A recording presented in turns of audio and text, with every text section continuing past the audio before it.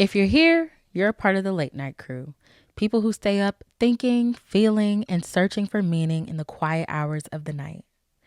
You overthink, you reflect, and you wrestle with life's questions. Maybe your purpose, maybe your faith, maybe your passions. If any of this is you, I want to welcome you to the Late Night Laundromat.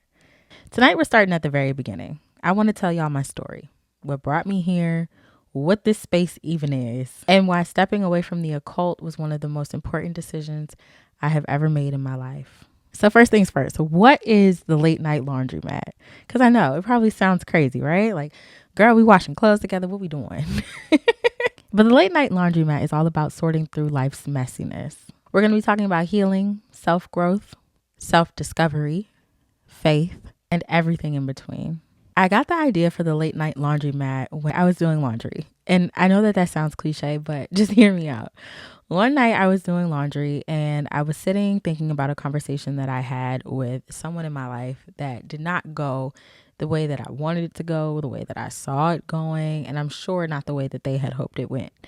And I was sitting here thinking to myself, wow, how am I supposed to move forward in life and have faith that my connections with people are not going to constantly be sabotaged by miscommunication, misalignment of purpose, and just a few other things, you know what I mean? Or like things I hadn't even thought of before. Like, what is supposed to keep me excited about pursuing relationships with people when the relationships that we have can go so left sometimes? You feel me?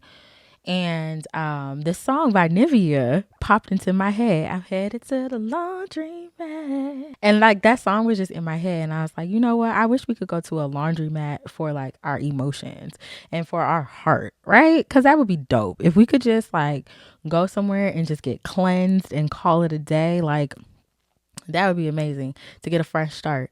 And then it got me thinking, I want to tell my story. I want to talk more about the things that are like trying me in this life, okay? Because as a black woman, like there's so many things that come against us in life. And then I just got to thinking about how much of my story would I be willing to share and still be able, if I want to leave certain things out. You know what I mean? And so it got me thinking that I don't think I see Black women living in their truth often enough. And I don't think that I see Black women transforming our stories and our testimonies and our pain into positives. You know what I mean? Like, we'll sit and we'll talk to our friends or we'll talk to our family. Some of us will go to therapy, but at the end of the day, there's rarely someone who is willing to unpack as we go, right? To unpack as they go and to help people understand that you don't have to have it all figured out in order to start telling your story. You don't have to bash other people in order to speak your truth. And it's important and we owe it to ourselves to figure out how to speak our truth and do it in a way that is serves purpose. Okay? So let's backtrack. So I'm sitting and I'm going through, in silence by myself. And it's late at night and I'm just sitting here like I have laundromat stuck in my head. I'm about to get into my bitter girl bag. And then I was like, you know what? I'm going to start a podcast. Now, please be reminded that yes, I have talked a lot of trash about people who have podcasts and the podcast Mike Mafia, like guilty as charged. But then I really started thinking about how could I do this in a way that is constructive and in a way that builds people up rather than just, talking trash or whatever the case may be. And my conclusion was to create the Late Night Laundromat, a space where overthinkers, a space where people who are deep in reflection and who care about self-growth and who want to feel a sense of community for those icky parts of life, where we can all come, touch and agree under the guidance of God and just get our stuff off. You feel me? So that's how the Late Night Laundromat was created. And I hope that every time these videos find you, you find peace. So that's that. I have notes, guys, because I am not a podcast girly. And shout out to all the podcast owners, all the podcast hosts, all of the people who have come before me in this podcast game. Because listen, just the setup alone took me 2 days. And that was after months of like Pinterest pinning and TikTok viewing and screenshotting and Amazon shopping. Like, this is not a joke. Like, this is no small task. So shout out to all the podcasters and kudos to y'all. I'll never I'll never talk trash about the positive podcasts ever again. Y'all got my respect. So boom. I'm in this podcast space, right? And I know that this is what I want to do. I feel like God has called me to do it, but I am still a little hesitant, a little nervous about getting on social media and kind of just airing out all of my stuff. You feel me? Because if you're not careful, you can really rip some wounds right back open and be bleeding and sore again. So at first my first thought process was I'm going to go to therapy. I'm going to go to therapy and I'm not going to bring up anything on this podcast until I know that I have done the work to heal from it and I've been to therapy and talked about it and it's been cleared by my therapist and boom boom boom boom boom, right? And then God sat me down. God sat me down. God sat me down. And at the time, I just looked at it as, oh, I just don't have the idea all the way fleshed out. I just don't have the setup. I just don't have the time. I just don't have the this. I don't have the that. No.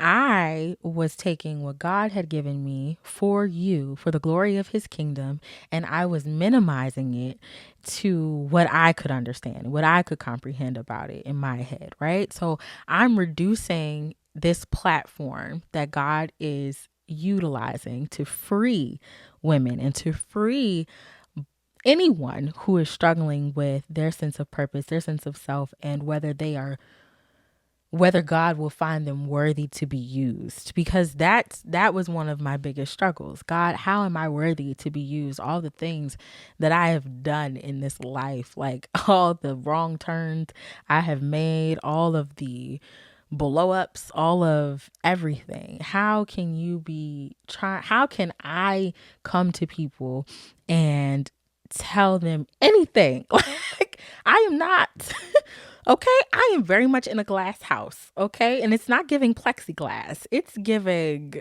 wine glass, very breakable, very shattered.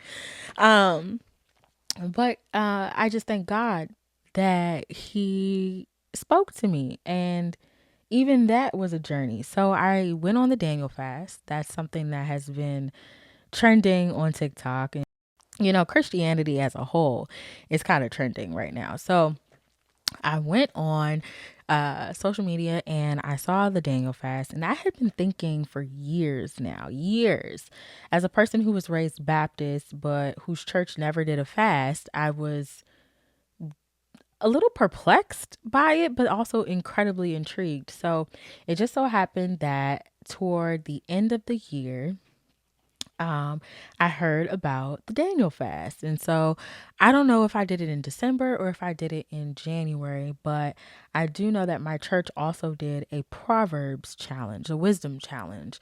So every day of the month of January, we read a chapter of Proverbs. And I know at one point it overlapped with my Daniel fast, right? So in doing the Daniel fast, God just revealed to me kind of a lot. It wasn't that he revealed things for the first time. It's just that I got the clarity to double down on what I had assumed that I was hearing from God in the first place. So that brings us back to the Late Night Laundromat podcast or YouTube channel. I was sitting one day and it just occurred to me that the reason that I feel convicted, for lack of better words, in my calling to share the grace and love and mercy of God and the goodness of God on my platforms. The reason why I felt conflicted and convicted by that calling is because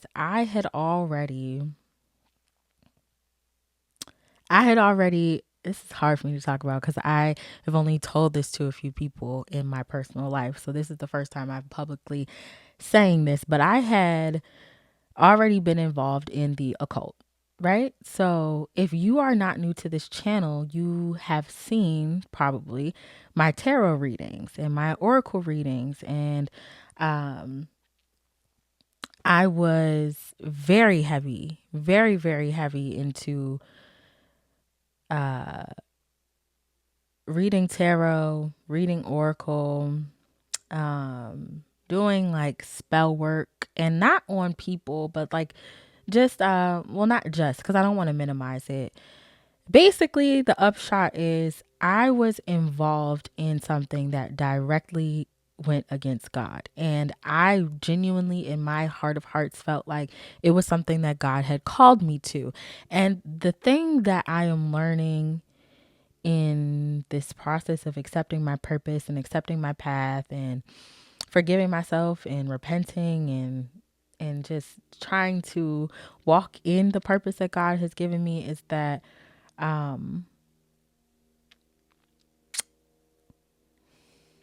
the devil is real. The devil is real. And like, it's not that I didn't think that he was real, right? Because again, raised Baptist, I'm not new to this. I'm true to this. But it's not that I didn't think that the devil was real. It's just that I didn't realize how like God he can sound when you are lost, right? So in my heart of hearts, I felt that God had called me to Oracle, to Tarot as a way to save my mental health. Because at the time I was going through a very rough breakup. I had moved back home. I had given up my job. I had already given up all my clients before I left home in the first place. So when I got back, I just felt like there was nothing for me to do. The YouTube channel I spent so much time building didn't feel authentic anymore. It didn't feel exciting anymore. It didn't feel at all like how it felt when I started it. So making money from there is something that dwindled away. I didn't know what I wanted to do. I hadn't finished my degree. Like, I just kind of felt stuck. And it was at a point where I started hearing voices in my head. And like, I was just like, oh my God, like, what is going on? And I remember I ran to the Bible. I made an altar. I was out in nature picking up acorns and leaves. Like, I got crystals. I ended up getting a collection of over 60 decks of tarot cards and oracle cards combined. Like, I spiraled, but I really felt like it was bringing me closer to God. So this is how amazing God is. During the Daniel fast, I realized that God was leading me through the valley of the shadow of death. And I didn't fear the evil because he was with me. Like, y'all not understanding. Like, God had so many reasons and opportunities to destroy me. For real. He had every opportunity, every reason to destroy me because I veered so far off from where I was raised to be, where I was led to be, where I was the most comfortable being. Like, and I had convinced myself that it was a gift. It was a spiritual gift. The ability to read these cards and connect with people was a spiritual gift. And I thank God for the clarity, and I thank God for the ability to remove myself from it. I thank God for that because it's not that there weren't people in my life who were telling me, hey, this is not what you should be doing. It's that nothing they were saying was feeling like it was coming from God. And that's how deep I was. And so I just remember one day, someone asked me for a reading. And I did the reading, and at the end of it, I just felt extremely drained, like drained in a way that I had never felt drained before. And the whole reason why I felt like it was a calling and I felt like there was nothing wrong with it is because I didn't feel depleted in doing it. I felt like I was really hearing from God and that I was really living and leaning into what He wanted from my life. But I listened. I listened because as I was doing these readings, life started feeling uncomfortable. Going live felt uncomfortable. It felt like I was being watched almost. And it didn't feel safe. It didn't feel right. It didn't feel any of those things. And I just thank God that I was able to lean into that and listen. One time I heard I was asleep, but I wasn't sleeping, if that makes any sense. It was kind of like an in between, and I heard a voice whisper "no" in my ear, very clear, and I felt the breath behind the words, and that's how I knew I was awake because I could feel it. It made the hair stand up right here, and I just kept on going. I had kept on going. That was before I started feeling drained from the readings. Like that was months prior, not that long after I even got into the occult practices. And so that's what I mean by God had every opportunity. And I had plenty of warnings to stop long before that I did. And long before I did. And I just thank God for His mercy and His grace. And in that, I learned that I do have a spiritual gift. I have a spiritual gift of hearing. I do believe that I hear prophetic messages. There were a couple of times when I was in the occult heavy that I did messages for people without cards. It was just me speaking, God speaking through me. And that's how I know that I do have a spiritual gift, but it has nothing to do with tarot cards, oracle cards, or anything like that. And so I just wanted to take this space on the first episode of the Late Night Laundromat to unpack something that has been weighing on my heart because I influenced a lot of people into doing tarot, reading tarot, buying into astrology, like all of the things. And I want to take this moment to apologize to all of you, to own the fact that I introduced you to something that is against God, to warn you not to stay in those practices and to really heed the voice of God. And then finally to help guide you back out, because the way God walked with me into the fire and held my hand and made sure that I came back out is exactly what I want to do for all of you. So if I've ever given you a reading, if you've ever watched any of my tarot readings, if you've ever joined any of my lives, if you've ever gifted me any cards or I gifted you any cards, I just want to say that today is the day that we reclaim your spot in the kingdom of God. Okay? So we got that testimony out the way. And I feel a lot better now. I feel way more comfortable in taking this journey with you all. Yeah, I feel really good about that. One of the reasons why it was so hard for me to accept that being a tarot reader was against God is that I didn't know the Bible. I didn't know the Bible, and I still don't know the Bible like that. Okay, I don't even want to perpetrate, but I couldn't find or think of any verse that supported that what I was doing was wrong or proved that what I was doing was wrong. So what I want to do right now is take the opportunity to read you all some of the scriptures that I have read and internalized along this journey of realizing that I was caught up. Okay. So verse number 1, Proverbs chapter 3, verses 5-6. Trust in the Lord with all your heart and lean not on your own understanding. In all your ways, submit to Him, and He will make your path straight. This verse kind of hit me because I realized I wasn't trusting God. That's the point blank period. So part of this whole tarot journey and being delivered from the occult is that I was watching readings more often than I was doing readings. So it wasn't just the act of pulling the tarot cards. It wasn't just the act of talking to people about tarot and doing all of the things and bringing people into it. It wasn't just that. Unfortunately for me, it was also becoming addicted to listening to other people's advice about my future. That's not trusting God. That's not trusting God in the slightest. It's not trusting God in the slightest. And it feels comforting, right? In those moments. So in listening to those videos and watching those tarot videos, I realized that I was just leaning on them and I wasn't leaning on the voice of God.